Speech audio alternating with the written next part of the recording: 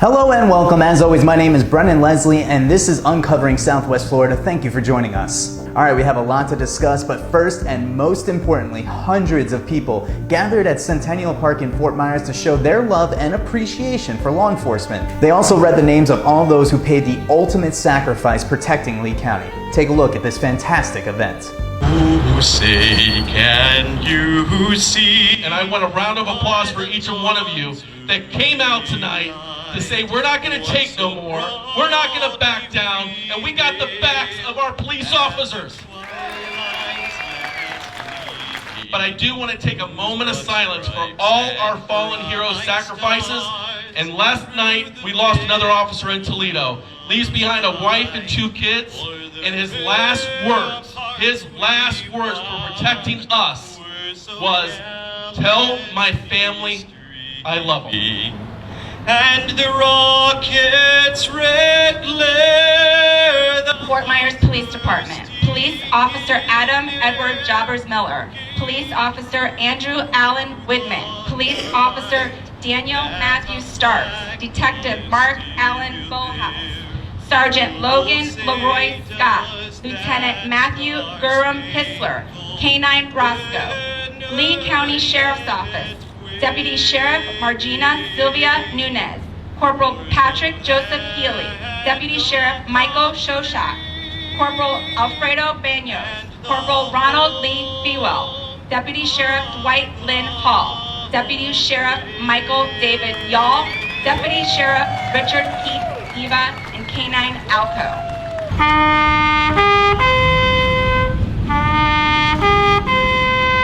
This is the revolution. In Independence Day weekend, the fact that Americans are joining together to rally together to show that we believe in this country, we believe in our law enforcement, and we support them. This is exactly what our founding fathers would be so proud of. And I'm here today to honor every single law enforcement officer in this country and in this state and in this city. Thank you all very much. We love you very much. As things wrapped up, a Black Lives Matter protest showed up, and many took exception to it, saying it was uncalled for. You guys forgot a couple of your signs.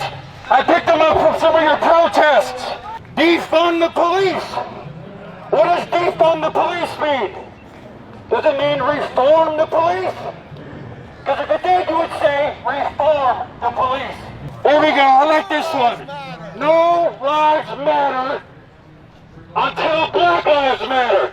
Again, another sign that says no lives matter. How about the lives of the black youth on the south side of Chicago where I'm from? Do their lives matter? Of course not. Of course not. That fellow's name is Gary Snow. He's a well-known Blue Lives Matters advocate. Many of our local journalists painted a very negative picture about him, but they didn't get any context and asked him why he was so angry. A couple weeks ago, Gary attended a protest here in Fort Myers organized by this same group, and here's what happened. I'm here to join the candlelight vigil for George Floyd, and I'm also out here to hold a candlelight vigil for Officer Dave Underwood, who was shot and killed Friday by a protester in Oakland, California. Don't touch it, don't touch it. Don't touch it. Don't touch it. Don't touch it. Hands up, don't shoot. Hands up, don't shoot. Hands up, don't shoot. Hands up, don't shoot. Hands up. Hands up, don't shoot. Hands up, don't shoot. This is called freedom of speech. It's freedom of speech. It's for his life. It's in honor of his life.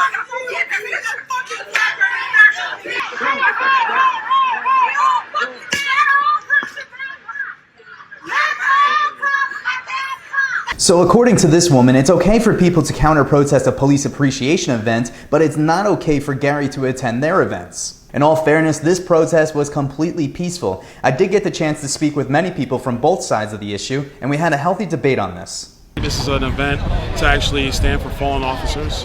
And if you're trying to use this event to try to make your point, I just find it to be in bad taste. This is something that's not to be done. I think there's plenty of opportunity for you to try to bring your politics or to have your protests. The message is clear at the end of the day, no matter what the actions, portray. But as long as the message is out there and somebody's listening, that message can be carried on from a family member, a friend, co-worker. You know, it moves on, and that's how we're going to get across. About what happened to George Floyd, almost unilaterally, everybody agrees it was a tragedy.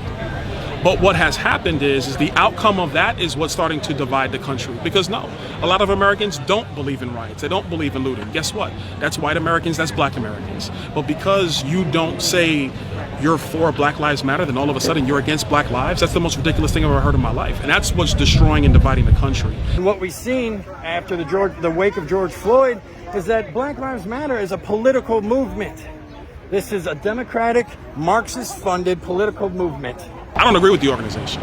The organization is a Marxist organization. A lot of their mission statement and their background is actually something that is found in Black liberation theology, which is a Marxist ideology, which is one that seeks to actually try to improve black lives through the destruction of the country. Well, I think the Black Lives Matter organization is made up of believers in black lives, which is what you see here today.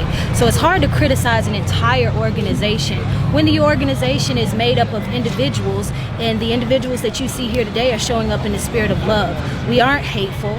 We aren't here to destroy America and America's values, but we want to hold America accountable so that she can live up to our highest creed. My name is Chris Knudsen. I'm with the Activist Protection League of Southwest Florida. So they had to create an organization to train their protesters on how to effectively and safely get the message out. Yes. We kept it to people that we know that could deliver the message peacefully and quietly. That's what we aim to do. I think you'll lose some of our message when the violence comes out. Some people just don't handle their emotions properly. They're hurt, they're wounded, they're bleeding from their personal experiences in life. But ultimately what you need to understand is that rioting it's a natural phenomenon. If you heat water up, it's going to boil. For the people in America who want to stand for justice to be done, whether you're talking about George Floyd or Breonna Taylor or Ahmaud Arbery, that's a good and just thing to do. If you then want to take those terrible actions in our country and use it to move Marxism and to promote Marxism and to promote a radical ideology with this really an anathema to America, against American values, then I can't stand with you, and I'm against that. I truly applaud everyone for keeping the calm, and I wish every single protester across the country could see this group and follow their example. Thanks for watching this latest vlog. Make sure to click the share button down below. For Uncovering Southwest Florida, my name is Brendon Leslie, and I'll see you next time.